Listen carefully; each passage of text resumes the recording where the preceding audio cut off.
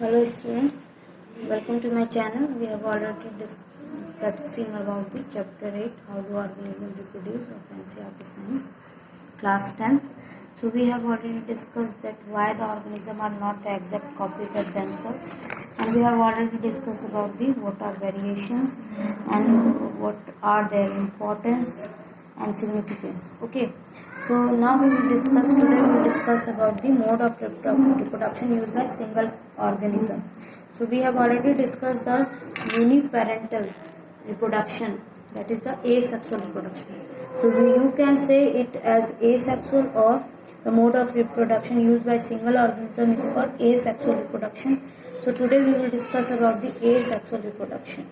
So let's have the discussion. So asexual reproduction. Asexual reproduction, as I told you earlier, it is uniparental. So the reproduction occur in the organism. They are simple bodies or the body design organism. उनकी body की design simple होगी, उनमें complexity उनकी body में नहीं होगा.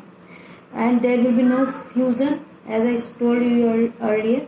कोई reproductive cell में यहाँ पे फ्यूजन नहीं है. रिप्रोडक्टिव सेल न्यू सेल्स को बनाएंगे, लेकिन फ्यूजन उनमें नहीं होगा. और न्यू सेल्स जो है वो माइटोटिक सेल डिवीजन से बनेंगे. ये हमने पहले ही डिस्कस कर लिया.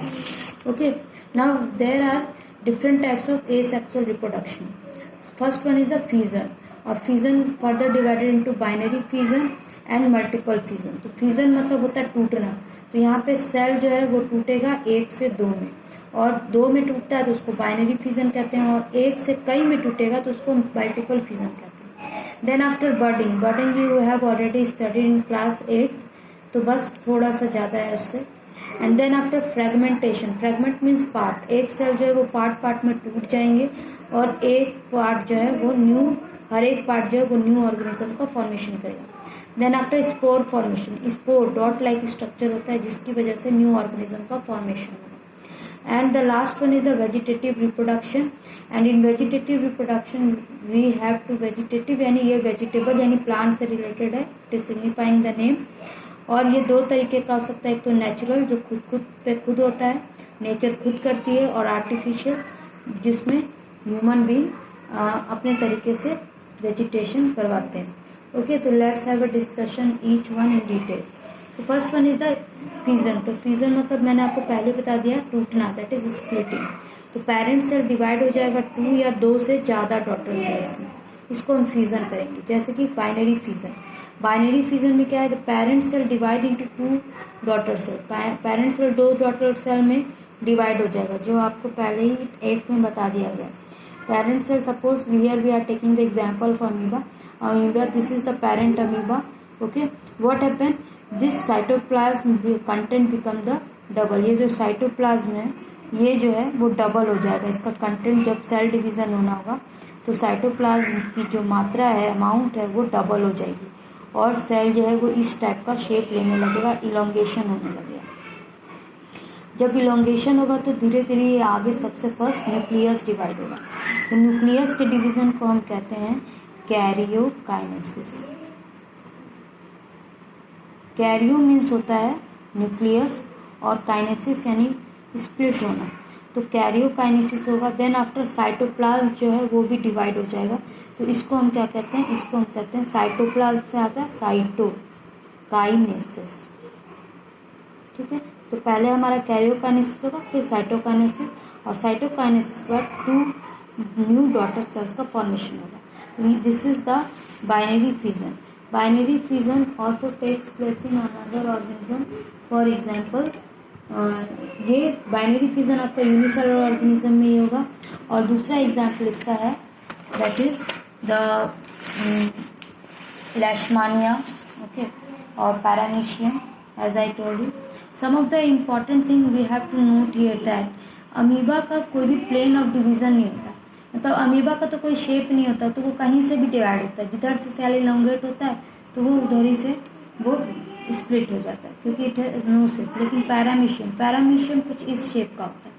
ठीक है, तो वो उसमें ट्रांसवर्स प्लेन ऑफ डिवीज़न होता है. ट्रांसवर्स आपने पढ़ा होगा पैरेललोग्राम में, ये 2 पैरेलल रेज हैं, तो ये ट्रांसवर्सल होता है. ये तिरछी लाइन ट्रांसवर्सल. तो इसका जो प्लेन ऑफ डिवीज़न है वो ट्रांसवर्सल है, थोड़ा सा टेढ़ा टिल्टेड होगा इसका। ये मैंने प्लेन ऑफ डिवीज़न दिखाया। तो पैरामीशियम इस तरह से डिवाइड होता है, ठीक है। वहीं अगर यूग्लिना की हम बात करें तो यूग्लिना इस तरह से लॉन्ग होता है, इनका फिक्स शेप होता है, शेप चेंज नहीं होता। तो ये लॉन्गिट्यूडनली यानी लंबे ये डिवाइड करता है। तो फ्यूजन में ये डिफरेंस है, अलग अलग प्लेन ऑफ डिवीज़न होते हैं। तो क्वेश्चन ये बोर्ड में आ सकता है कि पैरामीशियम के डिवीज़न और अमीबा के डिवीज़न में क्या डिफरेंस है, या फिर पैरामीशियम और यूग्लिना के डिवीज़न में क्या डिफरेंस है। तो प्लेन ऑफ डिवीज़न का डिफरेंसेस होता है, that you can write as I have already cleared about it. Now the next one is the multiple fusion.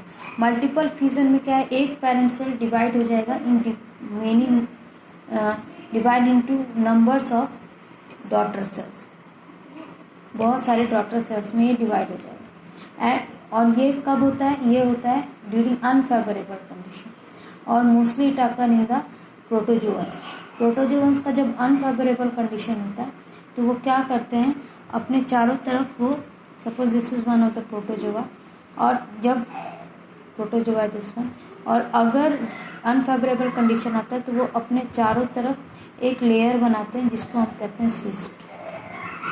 Okay, that one is called cyst. और अंदर ही अंदर ये क्या करते हैं, सिस्ट के अंदर ही ये एक रिप्रोडक्टिव सेल कई सेल्स विथ न्यूक्लियस, मतलब कई न्यूक्लियस, आगे वो कैरियोकाइनेसिस करेगा, फिर साइटोकाइनेसिस कर करके, जैसे हमने एक सेल से 2 सेल पढ़ा था, तो वैसे ही वो 1 से 2, 2 से 4, 4 से 8, इस तरह से ये डिवाइड होता जाएगा सिस्ट के अंदर ही। और जब फेवरेबल कंडीशन आएगा, ड्यूरिंग फेवरेबल कंडीशन, ये क्या करेंगे, ये सिस्ट जो है वो ब्रेक डाउन हो जाएगा और हर एक न्यूक्लियस जो है वो एक सेल का फॉर्मेशन करेगा और कई सेल्स, डॉटर सेल्स में वो डिवाइड हो जाएगा। So this occur in multiple fission during unfavorable condition. So one of the example given in your book is of Plasmodium, that is a malarial parasite, and it also occur in the amoeba. Okay, तो Plasmodium में ये malarial सा parasite है. One more thing you have to read that one example, that is Leishmania. Leishmania is, you have to remember that Leishmania. Leishmania में multiple fission नहीं, binary fission होता है, ठीक है। और ये कौन सा डिजीज़ को करता है, काला जाम। ये आपको याद रखना है for the objective point of view in the exam. Okay, now the next division is the budding. Budding it is the process in which a adult body forms bird. एक आउटग्रोथ बॉडी में बनती है जिसको हम कहते हैं bird. और ये बर्ड जो है वो थोड़ी जब न्यू इंडिविजुअल बन जाती है तो अपने पेरेंट बॉडी से डिटैच हो जाती है। We have already studied in class 8th। तो क्लास 8th में आपको हाइड्रा पढ़ाया गया था, ठीक है। And the example of hydra is also given in your book and showing you the picture. This one is the hydra. ये hydra है और हाइड्रा में ये आउटग्रोथ बना, आउटग्रोथ फिर स्मॉल सीडलिंग टाइप बर्ड बन गया।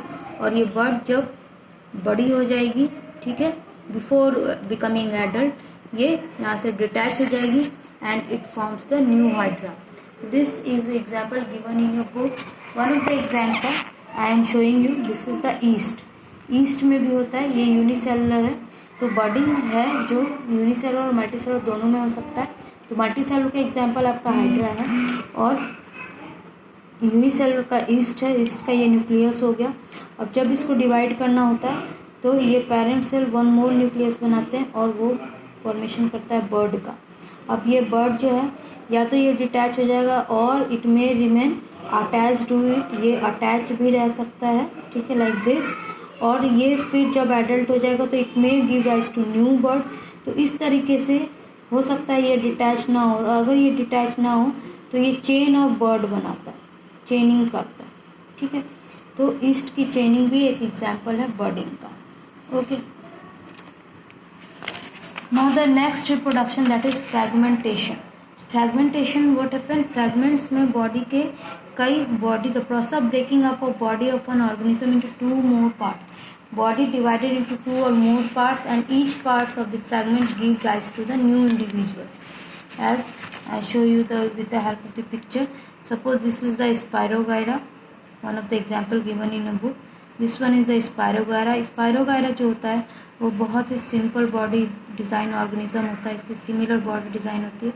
तो ये इस तरह से फ्रैगमेंट्स में डिवाइड हो जाता है आफ्टर गेटिंग मैच्योर, और each fragment, suppose this one is the one fragment, this one is the another fragment, this one is the another fragment, each fragments give rights to new individual. हर एक fragment, suppose एक और ये organism, this one gives another spirogyra, तो हर एक fragment जो है वो न्यू स्पायरोगायरा का फॉर्मेशन करेगा। ओके, न्यू स्पायरोगायरा का फॉर्मेशन होता जाएगा। Each and every fragment forms a new spirogyra. तो इसको हम कहते हैं fragmentation. Okay, it occur in multicellular like alga and spirogyra. The next one is the regeneration. Regeneration, we can't say it is a type of reproduction. We can't equalize it with the reproduction. इसको हम reproduction से equalize नहीं कर सकते. It is the process in which the body of the organism get regenerated. अगर body, किसी individual की body का कोई पार्ट ये हो गया, डीजेनरेट हो गया, किसी रीज़न से डीजेनरेट यानी कि ख़त्म हो गया या कट गया, तो अगर वो फिर से आ जाता है सेम वैसा का वैसा, तो उसको हम रीजेनरेशन कहते हैं। For example the tail of the lizard. Lizard का टेल क्या होता है, वो आपने देखा होगा कभी कभी लिजार्ड को बिना पूछ के, लेकिन वो जब पूछ उसकी कट जाती है फॉर एनी रीज़न, या वो अपने पूछ छोड़ देती है या कट जाती है, तो दैट इज रिकवर्ड अगेन, वो फिर से रिकवर हो जाता है, तो दैट इज रीजेनरेशन, वो रीजनरेशन। तो इसको हम ए सेक्सुअल रिप्रोडक्शन इसलिए रखते हैं कि कोई कोई ऑर्गेनिज्म ऐसे हैं जो रीजेनरेशन से अपनी पूरी बॉडी ही रीजेनरेट कर लेते हैं। ठीक है, for example planaria, one of the example given in your book, that is planaria. Okay, this one is the planaria. तो प्लेनेरिया, अगर आप प्लेनेरिया को कई पार्ट्स में भी डिवाइड कर दो, उसका हर एक पार्ट जो है वो न्यू प्लेनेरिया का फॉर्मेशन करता है। ठीक है, तो इसलिए हम इसको रिप्रोडक्शन के कैटेगरी में रख रहे हैं, क्योंकि किसी किसी ऑर्गेनिज्म में ऐसा होता है। किस ऑर्गेनिज्म में होता है? वैसे ऑर्गेनिज्म में होता है जिनमें special type of cell present होता है, जिसको हम कहते हैं स्टेम सेल्स। और ये स्टेम सेल्स क्या करते हैं, ये फिर से सेल डिवीज़न करके बॉडी के डिफ्रेंशिएटेड पार्ट मीन्स कि ऐसा पार्ट, ऐसा बॉडी जिसमें बॉडी डिफ्रेंशिएटेड हो, हेड में, टेल में, मिडिल बॉडी पार्ट हो। तो अगर ऐसा बॉडी है जिसमें डिफरेंट बॉडी ऑर्गन्स प्रेजेंट हैं, तो वैसे को हम कहते हैं कॉम्प्लेक्स बॉडी। तो ये थोड़ा कॉम्प्लेक्स बॉडी में भी पॉसिबल है, लेकिन स्टेम सेल प्रेजेंट होना चाहिए। फॉर एग्जांपल लिजार्ड है, लिजार्ड के जो टेल का, जो जहाँ से टेल का ग्रोथ होता है, लिजार्ड के टेल का जहाँ से ग्रोथ होता है, यहाँ स्टेम सेल प्रेजेंट होता है, इसलिए वो रीजेनरेट कर लेता है टेल को। और प्लेनेरिया में पूरी बॉडी में प्रेजेंट होता है, इसीलिए वो पूरी बॉडी को जनरेट कर लेता है। तो रीजेनरेशन के लिए हमें स्पेशल टाइप ऑफ टिश्यू चाहिए, स्पेशलाइज्ड टिश्यू चाहिए, जिसको हम स्टेम सेल कह रहे हैं। और ये स्टेम सेल जो होता है प्रोलिफरेट यानी ग्रो करता जाएगा लार्ज नंबर ऑफ सेल में, और ये different cells, different type of tissue का भी फॉर्मेशन करता है, इसलिए ये रिप्रोडक्शन करते होता है। It will occur in hydra also and planaria also, and also in some of the part of the complex body organism for regenerating the different organs. किसी ऑर्गेनिज्म में भी बॉडी को रीजेनरेट करने के लिए भी, बॉडी पार्ट्स को regenerate करने के लिए भी होता है। तो there is the difference between regeneration and fragmentation, that fragmentation is the natural process but regeneration is the artificial process, क्योंकि जब तक बॉडी को हम कट नहीं करेंगे तब तक वो रीजेनरेट नहीं होगा। This is all about the asexual reproduction. In the next video I will talk about the sexual reproduction. Till then, bye children. Please like and subscribe my channel. Thank you.